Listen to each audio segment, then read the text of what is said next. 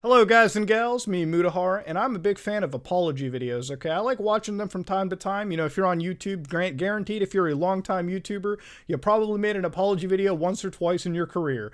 Now that being said, CD Projekt Red also issued an apology where they got up onto the camera and basically told everyone, yeah, we're sorry. Now, ladies and gents, before we continue, I just want to say I've been a long-time fan of this game and its release. I've been following it before I was uploading videos on my channel, all right? That's pretty much how it is. Now, even with all of that said, CD Projekt Red unfortunately released a pretty bugged game. Now, I've been playing the hell out of Cyberpunk 2077. I've got 70 hours on PC and like 30 hours on my PS5. So nobody can say I didn't give it a fair shake, all right? I have one playthrough. I'm doing it again a second time, all right? Listen, it's a good Far Cry game.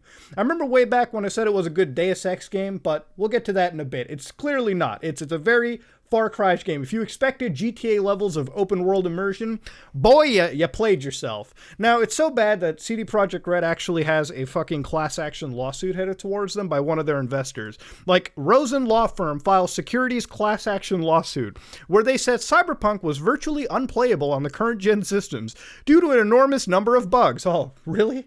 Oh, fuck me. Surely you jest.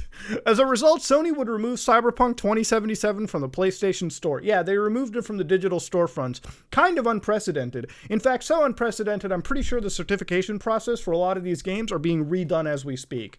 But I don't want to, I don't want to say too much. Let's watch this apology video. Let's give it a good fair shake and a fair laugh. Hey everyone, my name is Marcin Iwiński and I'm the co-founder of CD Projekt.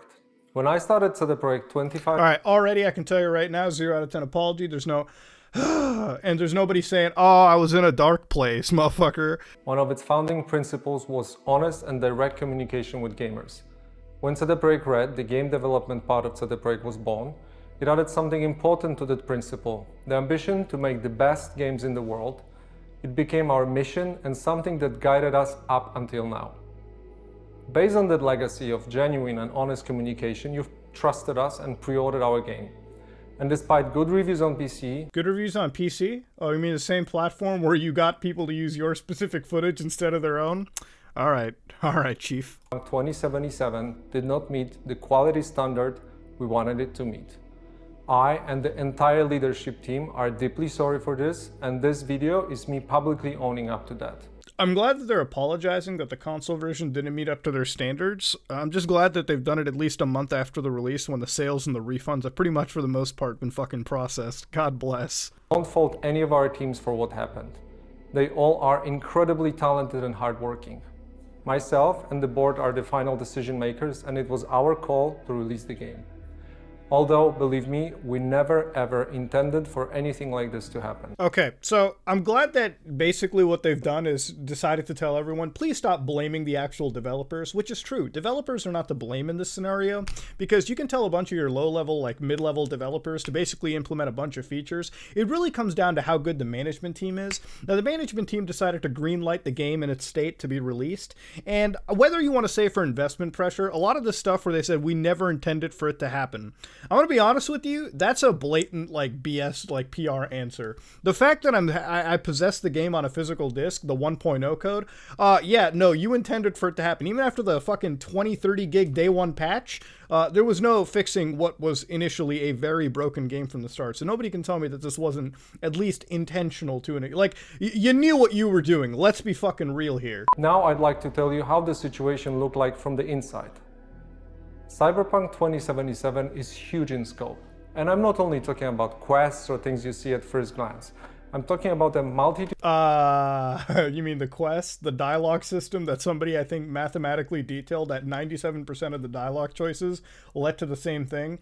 I really don't want to appreciate any of this answer right here because, quite honestly, the game has a lot of problems and it goes beyond the bugs, okay? Ladies and gentlemen, a lot of the issues with Cyberpunk 2077 really stem to how, like, fucking shallow its gameplay pool really is. You know, when I compared this game initially to Deus Ex, the problem with that comparison comparison was Deus Ex has a lot of open world design. It has a lot of like multi-level approaches to like how you tackle an objective. Like each location you go to is very handcrafted, whereas Cyberpunk 2077 has a nice city, but really the shallow like nature comes out when you're actually tackling those objectives. It's really, in my opinion, where the side quests are the only things that have maybe a slight degree of allowing characters to tackle objectives in a different way.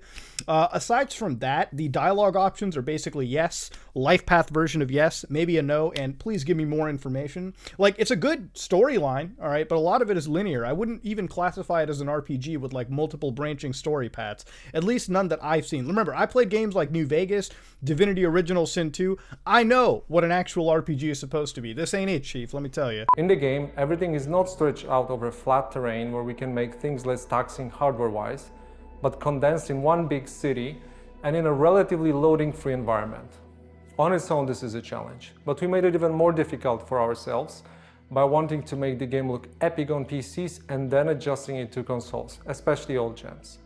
That was our core assumption. Effectively, what's happened over here, and this is where I start to now sympathize with this apology like crazy.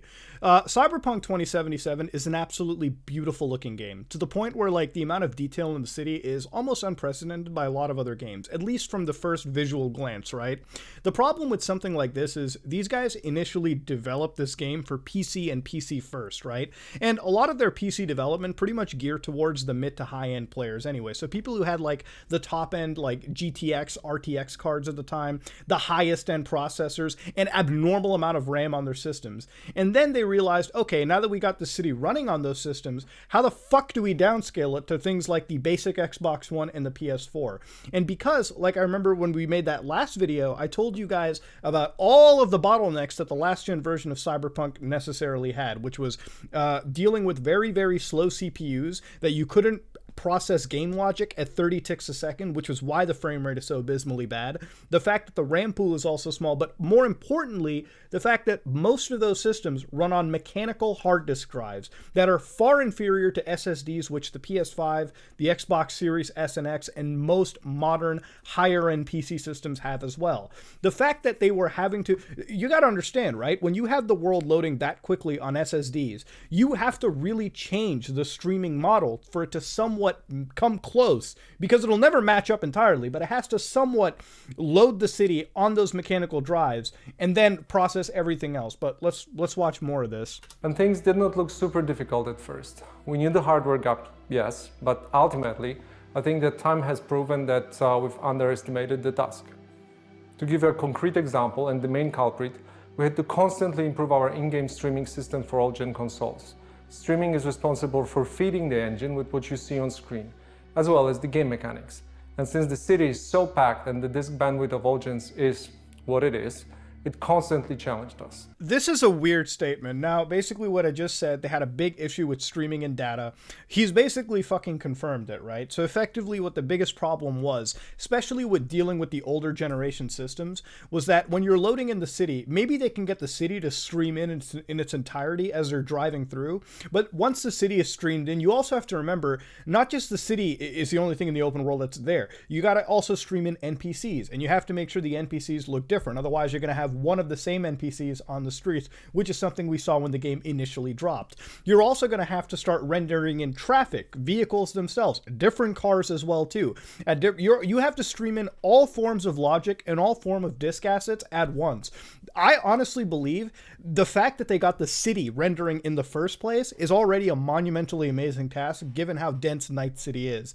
Everything else was always going to be a challenge going in. Clearly he's right. The streaming issue, the disk I/O is one of the biggest problems, combined with the fact that the CPUs are so slow that you also have to worry about compression, decompression of certain assets. Like, there's a bunch going on in this game that old hardware just simply can't keep up with.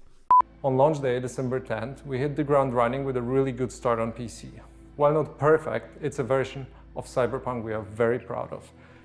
The PC version? Like, listen, I get it. The PC version is probably the best fucking playing version out of them all, but I would say it's far from perfect, ladies and gentlemen. The PC version has had numerous issues, and it even goes all the way depending on whether you have a low-end or high-end system. I'm a dude with an i9-9900K and an RTX 3090, and even I was having some frame rate issues with the game, not on even the ultra setting. So there were some issues across the board. I mean, a lot of those bugs were prevalent. One of the biggest bugs was the way the game's garbage data collection system was, right? Where you would shoot, the NPCs would get scared, you'd look away and back for a second, and motherfuckers would commit a Harry Houdini and disappear. There were some issues day one. I don't think that version was spotless either. Compared to the basic console versions, abso-fucking-lutely, night and day difference. But spotless, a little weird there. Needed to be tested, and as it turned out, our testing did not show a big part of the issues you experienced while playing the game. The testing did not show a big part of the fucking issues that we were experiencing. Now, this is where I gotta call some fucking bullshit. Now, most games and services and software teams will have quality assurance teams on their team, on their beck and call. QA people are like the least paid in the business. Let me just tell you right now, QA people are basically like fucking workhorses. And at this point, like, it's actually abysmal with how their businesses are run. But what a QA person does is think of like a fucking speedrunner who like deconstructs and breaks down and really stress tests the game's logic and code to the point where they're trying to find all the bugs and glitches that they can. You're telling me that the fucking QA team didn't find a single bug that we were finding? Bro, there are entire montages on YouTube that keep comparing Cyberpunk to other games and shows the distinct lack of features and support and polish that the game fucking has. You're telling me the QA teams didn't find out that the PlayStation version of the game was crashing constantly due to what I believe is a fucking memory related issue? Like on PS5, where I've been putting a lot of my hours, the game consistently crashes after hour after hour after hour. Either the fucking QA team played the game for maybe 5 minutes every day on those systems and didn't fucking find a crash, but I find it hard to believe. You're telling me the QA team didn't find cars flying the fuck around the entire map? You're telling me the QA team didn't notice the lotting issues with cars and... Come on now. That's a load of fucking bullshit. Let's be goddamn real here. What the fuck? Now, of course, what is the fix, okay? What is CD Projekt Red going to do to make this whole situation better? Let's find out. So they've got a fucking roadmap and all that stuff out there. No dates really set in stone. But as you can see, they've given us all the hot fixes, which definitely are there. They exist. They've definitely fixed up some of the game's crippling issues, like the save bug error. 2021 to 2022, we're looking at patch 1.1 and patch 1.2. So a patch next month, and then March, I would assume, and then multiple updates and improvements. So I don't know what the fuck that necessarily means, but we'll get to it. You've also got free DLCs, so I guess these might be story-related content updates. I have no clue. Then you've got the free next-gen console update, because the PS5 and the Xbox next-gen systems are currently running old, like, current-gen code with unlocked frame rate. So this is going to get implemented.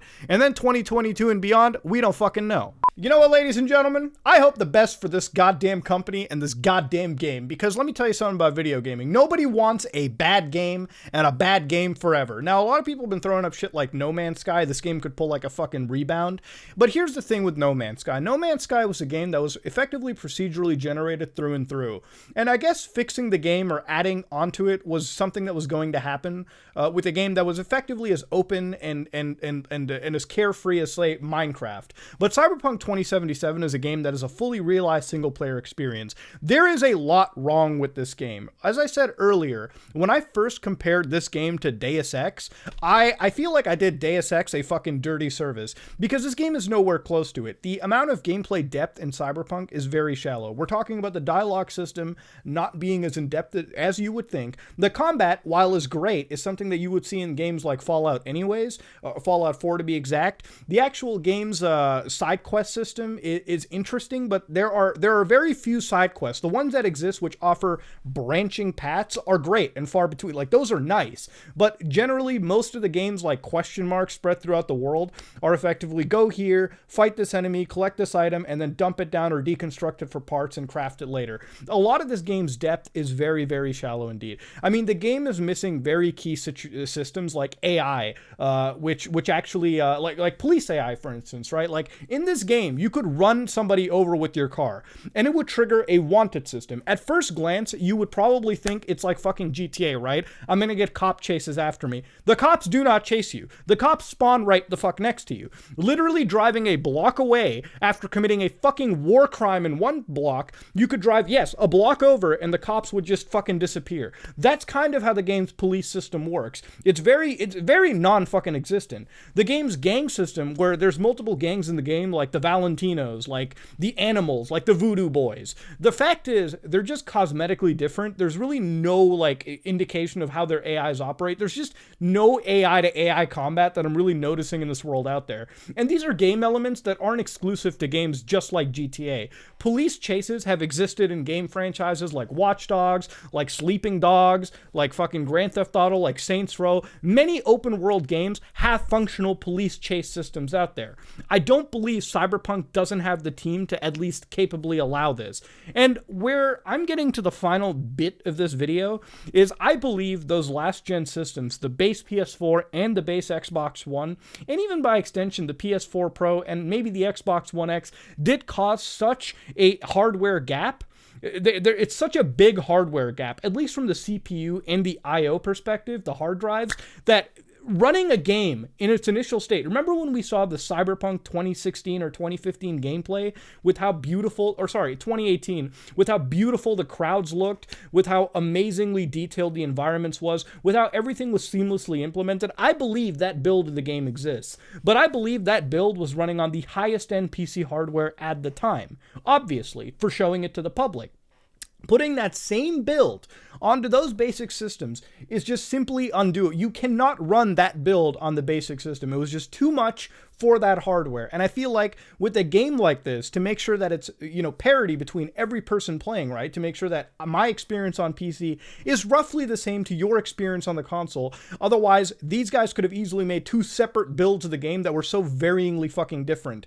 And what you're looking at right now is basically a compromised game that is running on old generation hardware that simply is not up to task for it. In reality, Cyberpunk should have just been canceled on the PS4 and Xbox One. And I know that sucks to hear it, especially with how much it was advertised for those systems. But if the game isn't doing it, if that hardware isn't cutting it anymore, it's time to absolutely cut the ties. Games like Dying Light have done that. They were initially stated to come out for those Xbox 360, PS3 periods during the time we had cross-gen gaming. They had to cut it out because those systems couldn't run Dying Light to the capacity that it should have. And I feel like the PS4 and base Xbox One could never have run Cyberpunk with how ambitious the developers have made it.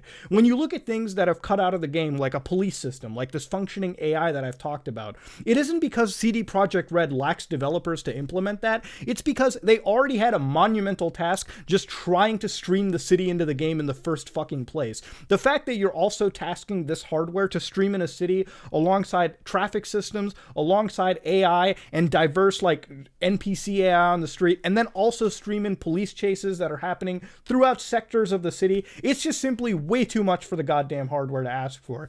And I think that's why we ended up getting the product that we did. And even on the PC system, you end up getting a product that is also compromised because it had to be at least in some way parodied with the actual base PS4 and Xbox One as well. Because like I said, you really can't just have two separate fucking builds of the game, one absolutely amazing and one's completely fucking compromised. It might have worked back in the day with the PS2 and the PS3, where the games were literally fucking different for both systems. Like they literally had the same name on the shelves, but the games were incredibly different. Different engines, sometimes entirely different fucking play styles and everything to them. This is not something you could have done right now. The game was advertised in the highest quality possible for PC. You couldn't have fucking downgraded it this hard for the basic systems.